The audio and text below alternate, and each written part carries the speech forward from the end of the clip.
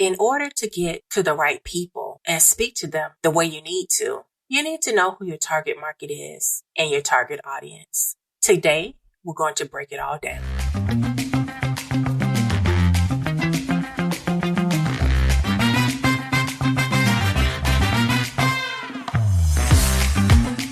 Hey, get ready to talk like a brand and live your best brand life. I'm Peachi Williams, your brand voice builder.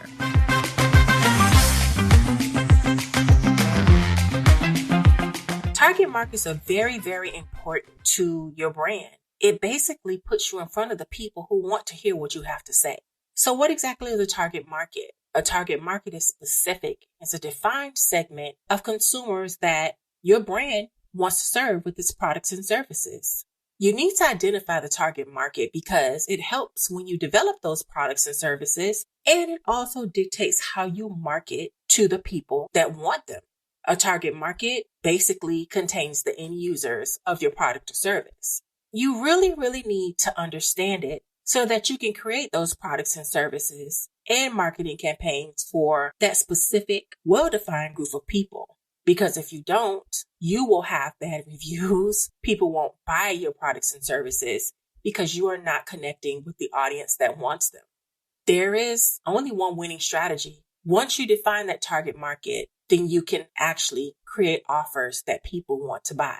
So when you're thinking about your target market, you need to segment it. You can use things like demographics, psychographics, geography. It is ever evolving and constantly changing.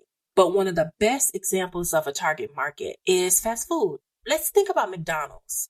McDonald's has multiple markets. They target multiple markets, but they have dedicated products and they have specific campaigns for each one of their products, right? With their marketing and the way they price things, McDonald's has a huge market share and they continuously grow because they diversify their products. But one of the things that helps them stand out is their target audience. Now, target audiences are more detailed than target markets. Think of a target market as the broad umbrella and think about the target audience as the people under that umbrella. I hope that makes sense. So when we're talking about cars as a general, that's a market. But then you think about the specific brands, Toyota, Lexus, Hyundai, Mazda, Range Rover. Those are specific audiences, right? And then you can niche those down even more to the people within those audiences. Because even though Toyota and Lexus are made by Toyota, they have specific audiences that cater to each one of those specific car models that they have. You will not speak to someone who wants a Lexus like you will speak to someone who wants a Corolla, because one is looking for luxury and the other, they're looking for something economical. Think about that.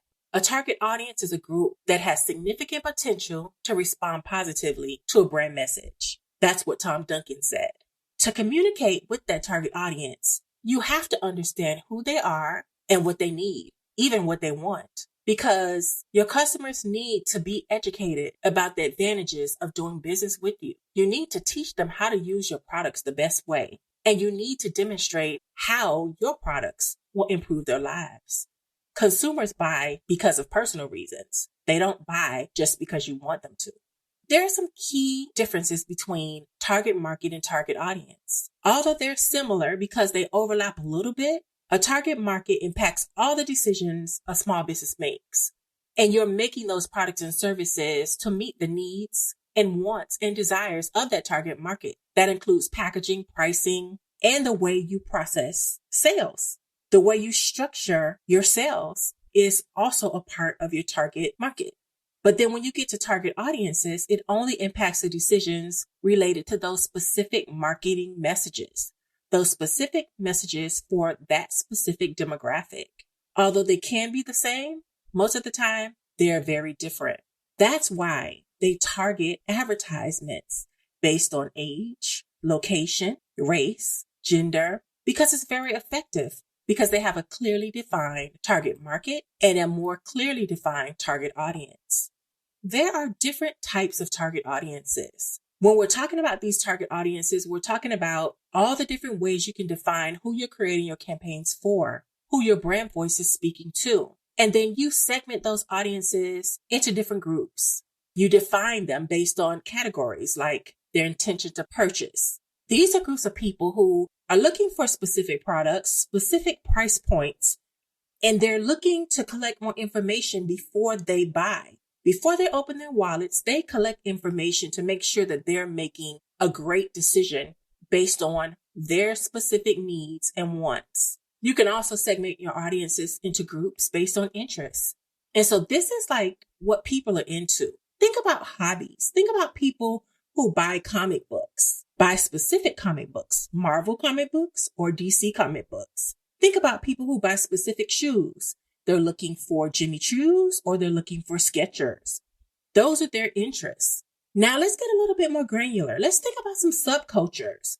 So you also have target audiences that are subcultures. Think about this. Netflix has subcultures. There are people who watch specific types of movies on Netflix. And a lot of times social media helps push that and you become familiar with those types of content because of the fact that you're on social media following that brand who has evolved into subcultures.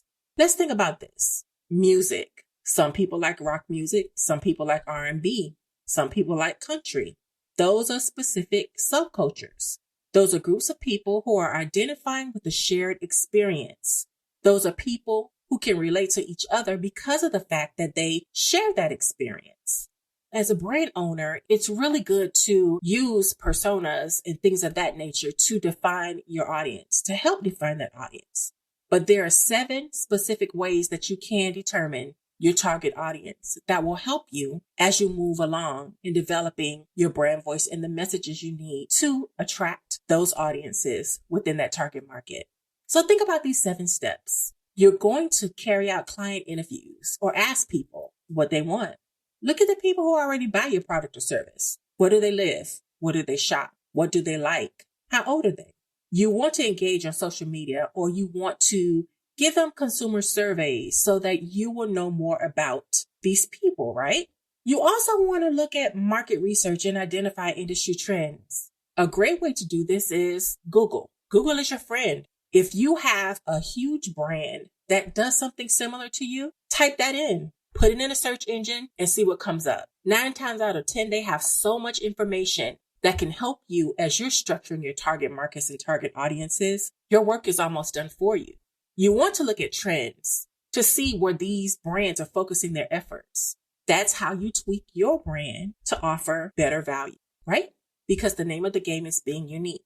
So then you want to look at your competition. You want to analyze them. Who do they sell to? How do they sell to those people? Are they brick and mortar or are they strictly online? Are they focusing on the person who makes the decisions and opens the wallet, or are they focusing on the supporter?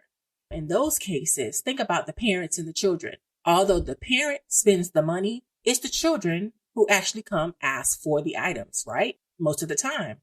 So this is a great way that you can create a persona to kind of get into those specific segments. If you have a product that's appealing to a wide group of consumers, this helps you determine the demographics, the personalities, and what your consumers need.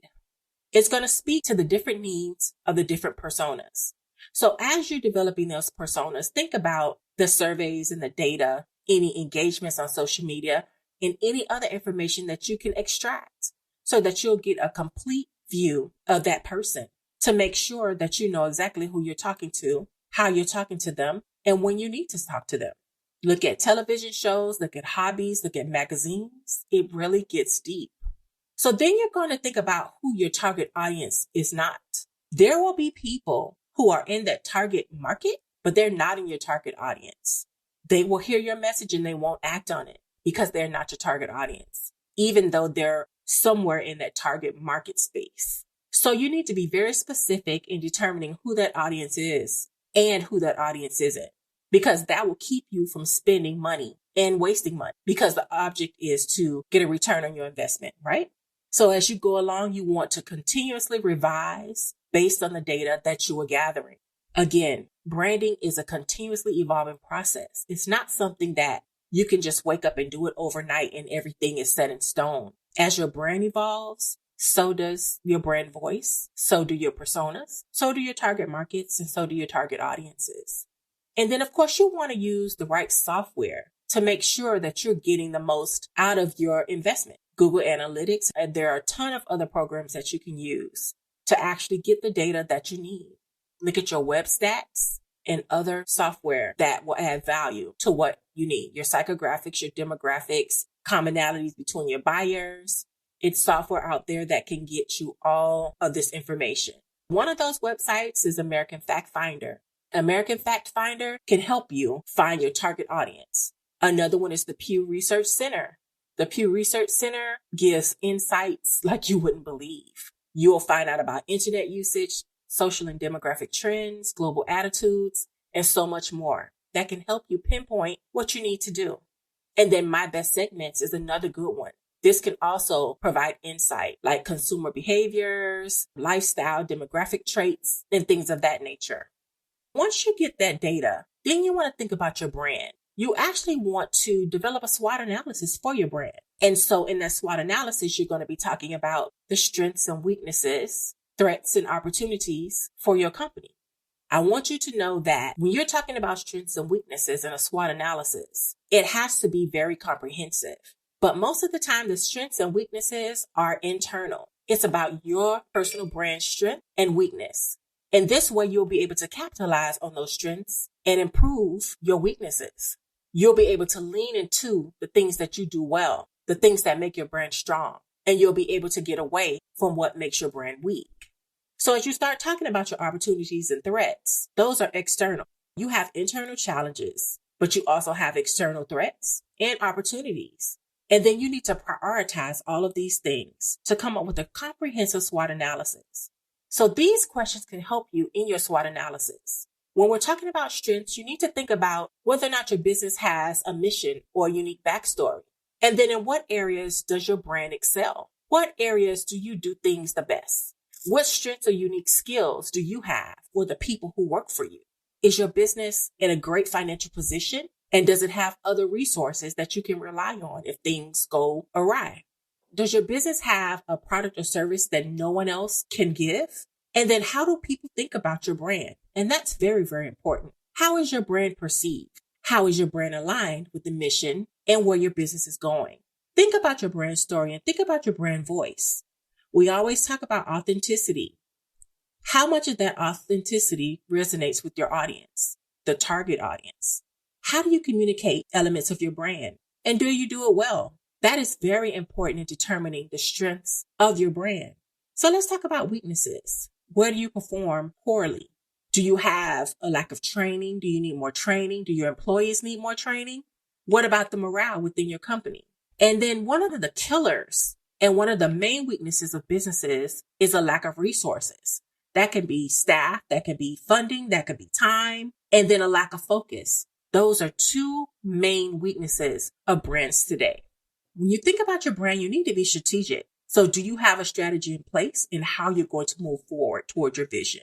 What about your brand promise? Do you deliver or do you under-deliver on that brand promise? A lot of times you don't communicate your messages the right way. And that's because you have not developed a strong brand voice. And that is a weakness because you won't be able to have the brand messages that resonate with your audience because you do not have a brand voice that's effective. On the flip side, let's think about the opportunities which are external. With the brand, you have an opportunity to fill a niche that is underrepresented or nobody's in that niche. And so as you're building, think about how you can partner with other organizations or businesses that can help you gain exposure, especially if you're just starting out. When you think about the competition, what do you do better? And if you do it better, can you communicate that? Think about whether or not any regulations are in place that can help your business or the economy. Is that going to help your business? You know, we always talk about goodwill. So think about how your brand can align with good causes or any current trends or any tech that you're using that no one else is using. Now, when you're talking about your brand and specific products and services, you can niche down a little bit more and you can offer things that nobody is offering to specific demographics as well. These are the things that give you opportunities to excel and grow. But then there's also threats. When you're thinking about your brand, think about what your competitors offer that you can't. What about the economic trends? Are they going to affect you? And are there any legislation coming down the line that are going to impact your business? What about your vendors or your suppliers? Are they always there for you? Or are they increasing prices? Do they flake? What about weather? Depending on where you live, is your business seasonal? And what can hurt you? What about any current events? Reputation is everything. Are you aligning yourself with something that's negative? Or are any competitors being nasty and they're trying to discredit your brand? All of that is very, very important. So you need to think about the consumer journey and you need to think about their pain points because you need to understand how people buy your products and why they are buying them. Pay attention to those customers and what they're saying to you. Ask questions. That's very important. Again, the tools that you use are so important. HubSpot, Hotjar, Facebook Insights. These are additional resources that you can use to get the information that you need. And then, of course, you want to use different types of marketing. When you're using different types of marketing, when you use different types of platforms, you get different segments of customers, but they all want your products and services for different reasons.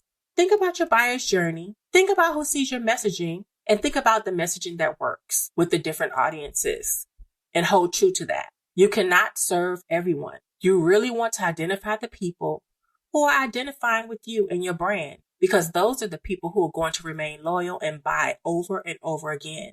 Niche marketing works. And then those people also start marketing for you.